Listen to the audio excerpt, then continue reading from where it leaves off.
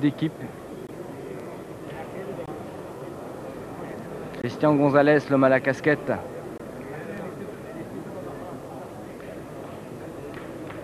Va peut-être s'employer à la pointe. La situation est délicate, bien sûr, on commence à se poser des questions, à réfléchir un peu. Quand on a mené 10-0 et qu'on sent l'adversaire revenir au score, recoller à la marque, c'est toujours difficile de conserver une entière concentration pour parvenir au fatidique 13e point.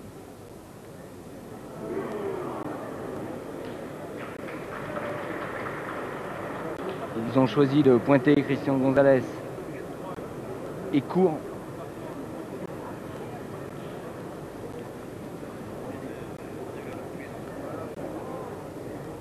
Court bien sûr par rapport à la boule marseillaise qui tient le point.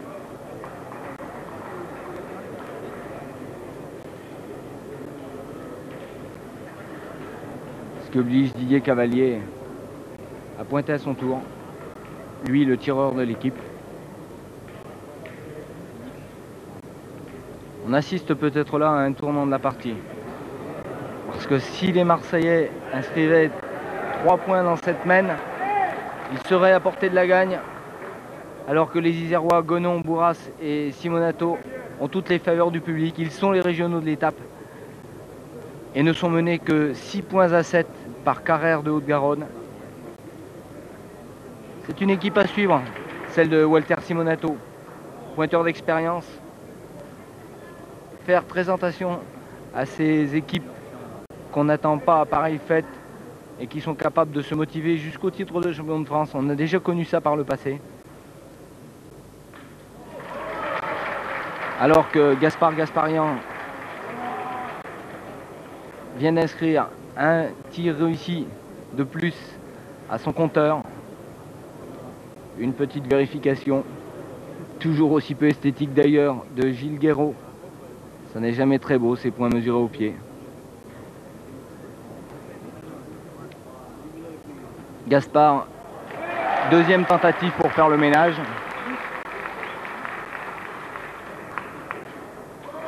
Superbe.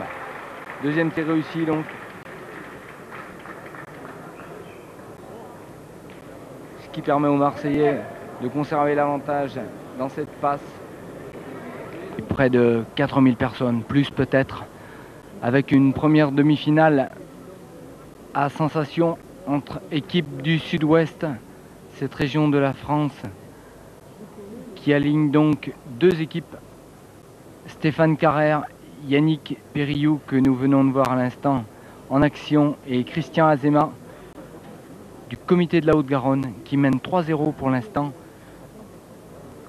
devant Rui Fernandez, Didier Cavalier et Christian Gonzalez du Lot-et-Garonne. Rui Fernandez qui va entrer à son tour en action. Avantage donc 3-0 pour cette formation d'Haute-Garonne qui place pour la formation du Lot-et-Garonne qui connaît quelques soucis sur ce tir manqué par Rui Fernandez, dont le tir a manqué, a monté la boule haut-garonnaise dans le bouchon. Le tour maintenant à Didier Cavalier d'essayer de prendre l'avantage. C'est bien sûr le jeu d'y tirer, car les Lot-et-Garonnais ont en second un très joli point. Très concentré Didier Cavalier.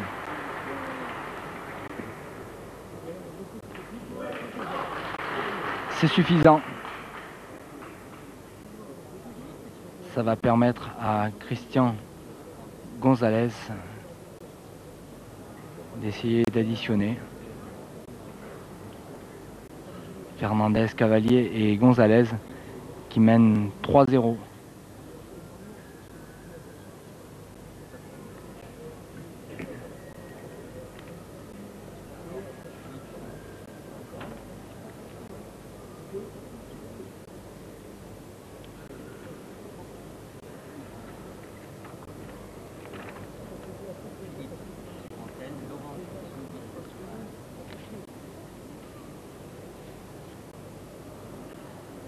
Didier Cavalier de nouveau.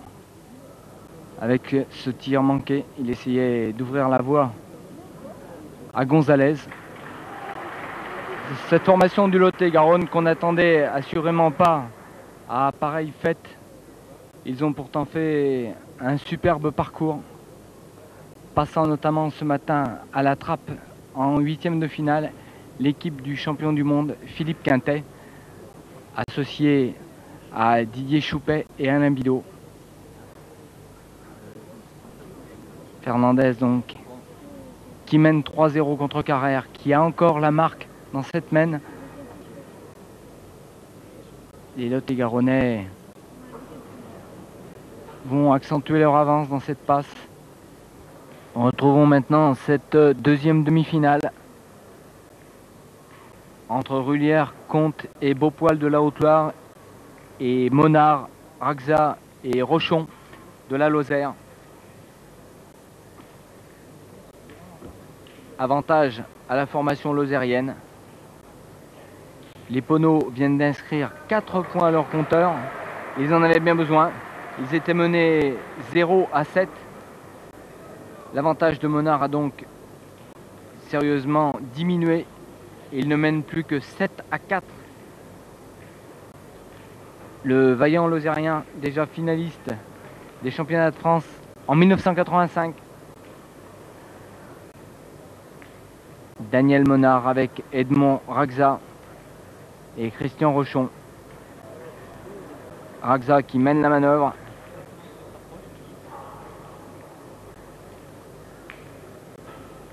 Christian Rochon qui a fait sensation à la pointe dans la matinée. Il a été particulièrement performant. Ça a notamment été la base du succès contre Morillon, Robert et Loulon en quart de finale.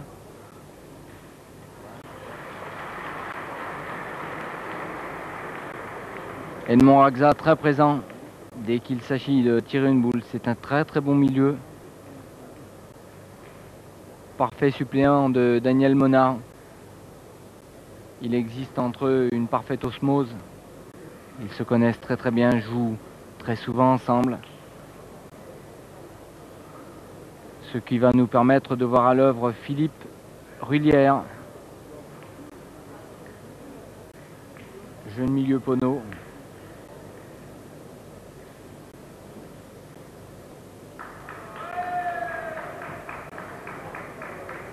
Dont la pointe ici a manqué de précision. Il va au rond, cette boule est capitale. S'il fait carreau, il peut encore gagner dans la passe.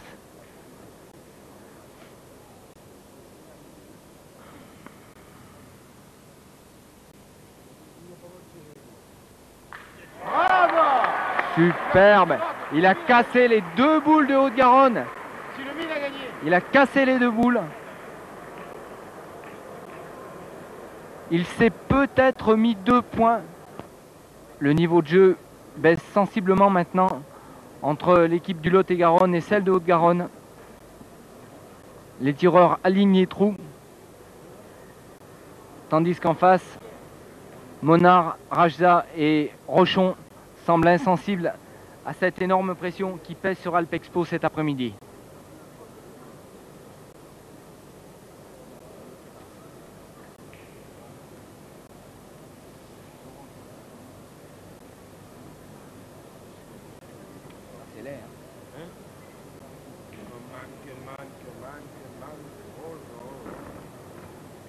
Pas bien beau.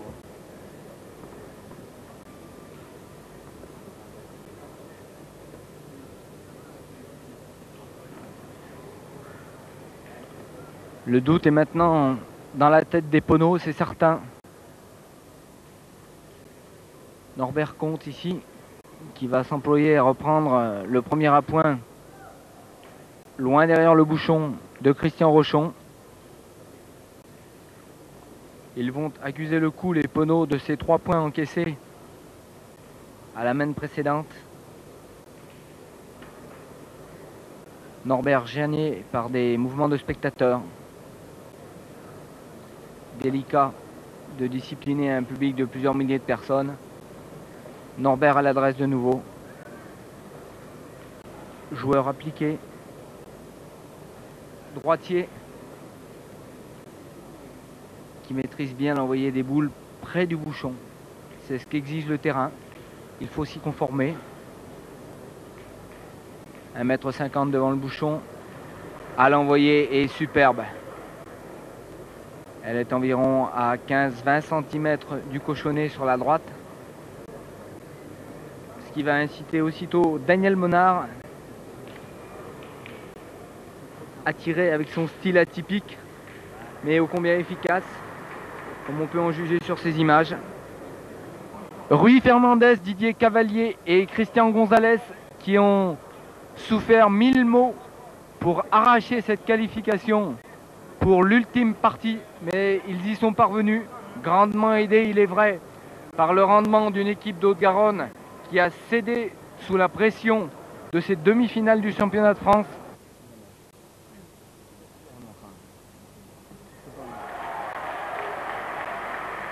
C'est superbe ce que vient de réaliser Christian Rochon. Il a repris ce point difficile. C'est une position majeure à ce moment de la partie. Et ça place bien des interrogations dans la tête des joueurs auvergnats. Quelle attitude adopter, quelle décision prendre pour essayer de contrecarrer le dessein lozérien. Norbert Comte mène la manœuvre. À sa gauche, Philippe Rulière, à sa droite, Bernard Beaupoil, le tireur barbu.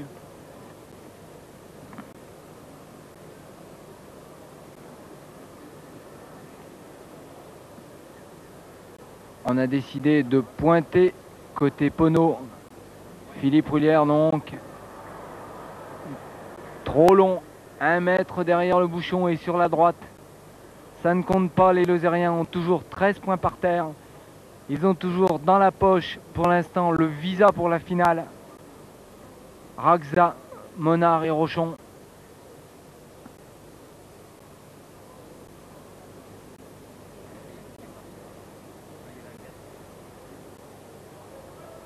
Tout l'avenir de l'équipe de Haute-Loire est maintenant dans la main de Bernard Beaupoil. Dans cette 6e et dernière boule de sa formation pour cette semaine, les Lozériens ont gagné par terre. Elle doit peser des tonnes, cette boule. Il est passé sur la droite. Edmond Raja exulte. Il congratule Daniel Monard. Christian Rochon et lui aussi fou de joie. Ils sont qualifiés pour la finale. C'est super, mais quelle déception! Quelle déception pour cette équipe de Haute-Loire qui nous a donné tant de plaisir tout au long de ce week-end. Philippe Rulière qui n'en revint pas. Il baisse la tête. Bernard Beaupoil est dépité. Norbert Comte est d'une grande tristesse également. Vraiment, vraiment, quel dommage. Il fallait bien un vainqueur. Dans cette finale des Dom-Tom, on observera que la Réunion ne doit pas laisser filer Tahiti. Ça veut dire que dans cette semaine, ils sont en quasi-obligation de réussir, de marquer pour ne pas laisser leurs adversaires prendre le large.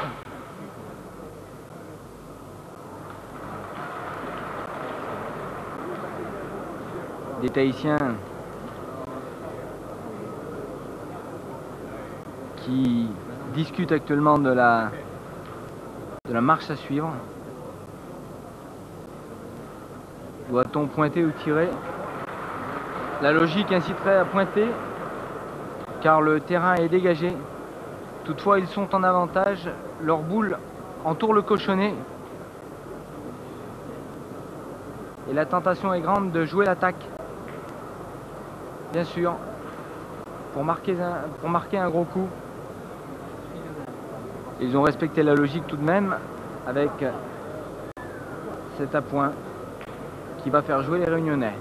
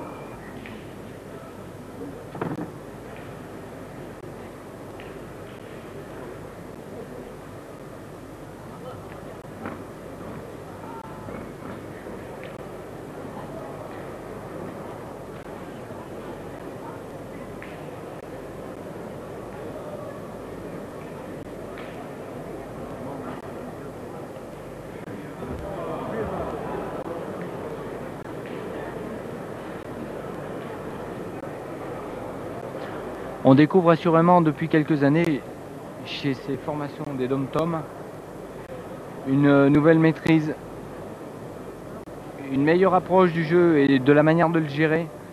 C'est ce qu'on observe sur ces images. Les joueurs sont beaucoup plus calmes, réfléchissent beaucoup plus aux décisions à prendre, aux options à adopter,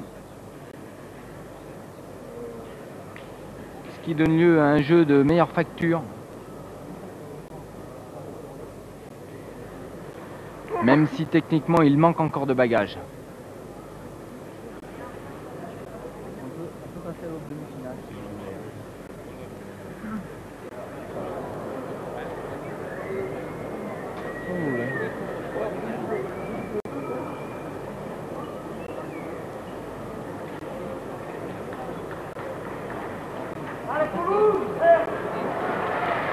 Sur ce tir tahitien réussi,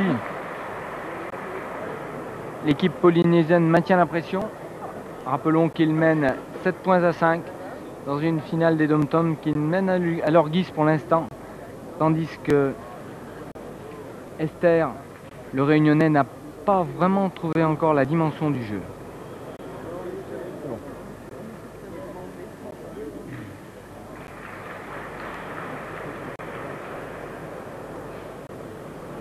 Tandis que c'est terminé dans la finale de la Coupe des Dom-Tom avec la victoire de l'équipe polynésienne Romuel Temari, Julien Sansine et Peati Teipoari. Vainqueur 13 points à 6 de Frédéric Esther, Jean-Luc Mondon et Dominique Chen Su Kong. Ces Réunionnais si talentueux donc qu'on avait vu à l'œuvre et plutôt à leur avantage, il faut le dire, contre Fasino dans la soirée de samedi, qui viennent donc de s'incliner dans cette finale des dom-tom contre les Tahitiens. Silence de cathédrale sous Alpexpo pour cette finale. Le Lozérien Monard mène 5 points à 1 devant Fernandez du Lot-et-Garonne avec ce magnifique tir de Daniel Monard. Cette équipe qui nous donne une excellente impression dans ce début de partie. Ils sont tout à fait détendus, sereins. Monard, Raxa et Rochon. Tandis que Fernandez, Cavalier et Gonzalez payent peut-être maintenant la fatigue de leurs efforts précédents. Il faut dire qu'ils ont accompli pour parvenir à cette finale un parcours absolument exemplaire en sortant Quintet ce matin, puis Gasparian le Marseillais, avec à suivre une demi-finale à l'arraché, disputée sous une pression monstrueuse, au cours de laquelle ils ont battu